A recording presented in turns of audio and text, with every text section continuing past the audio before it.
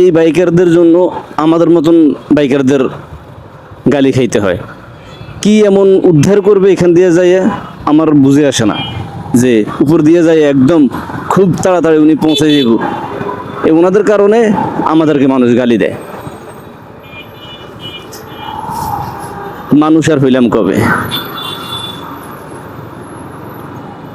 কুকুর বিড়ালও ডিসিপ্লিন জানে, সেখানে তো আমরা মানুষ হয়ে আর কি করলাম, আগাছার মতো বেঁচে আছি আর কি।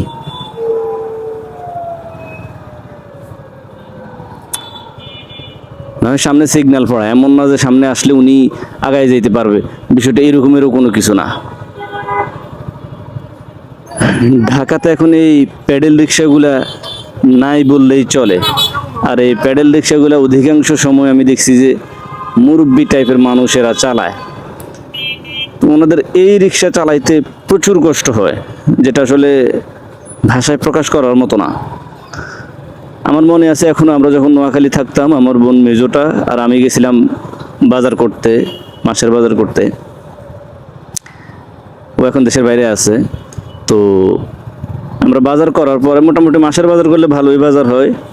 তা আমরা চাচ্ছিলাম একটা অটো, যেটাতে বড় সড়ো বা বাজারগুলো নিয়ে যে চালাবে তারও কষ্ট না হয়, আমাদেরও বসতে কষ্ট না হয়। এখন এক মুরব্বী রিক্সা মামা, ওনার হচ্ছে প্যাডেল রিক্সা, ওনার প্রায় সময় দেখে এখানে দাঁড়ায় থাকে, ওনার রিক্সা কেউ উঠে না। তখন আমার বোনেও বলতে থাকে, মামা আপনি পারবেন না, আমাদের বাজার আছে অনেক, চালের বস্তা টস্তা আছে, আপনি পারবেন না। ওনার কথা হলো উনি পারবে, আমি পারবো, আমার রিক্সা কেউ উঠে না, একটু উঠেন আপনারা। মানে ওই দিন এত খারাপ লাগছিল, ওনার রিক্সায় গেছি, যদিও আমাদের বসতে কষ্ট হয়েছে ভাই বোনের, তা ওনার রিক্সায় গেছিলাম। কিন্তু মানে ওনার যে রিকোয়েস্ট যে আমার রিক্সা কেউ উঠে না, আসলে আমরাও মানুষ এখন এমন একটা অবস্থা হয়ে গেছে যে অটো পাওয়ার পরে প্যাডেল রিক্সায় উঠতেই চায় না, সেটা আমাদের ক্ষেত্রেও। আর ভাড়া নিয়ে রিক্সা ড্রাইভারের সাথে আসলে ভাড়া নিয়ে মানুষে যুক্তিতর্ক করে।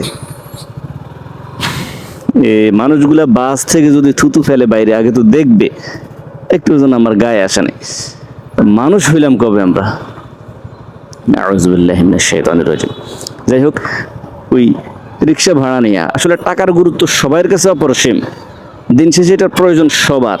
কিন্তু একজন রিক্সা ড্রাইভার হয় আপনার কাছে 20 টাকা কম চাইবে, হয় আপনার কাছে 20 টাকা বেশি চাইবে, এতটুকু হইতে পারে। অনেককে দেখছি রিক্সা ড্রাইভার গায়ে হাত তুলতে। কিছু রিক্সা ড্রাইভার আছে যে কথাবার্তার ভালো না, ধরন ভালো না, কথাবার্তা বলে ওই রিক্সা ড্রাইভার মতোই কথা বলে। তো এই বিষয়টা বাদ দিয়া বাকি রিক্সা ড্রাইভারদেরকে আমরা যথেষ্ট পরিমাণে অবহেলা করি।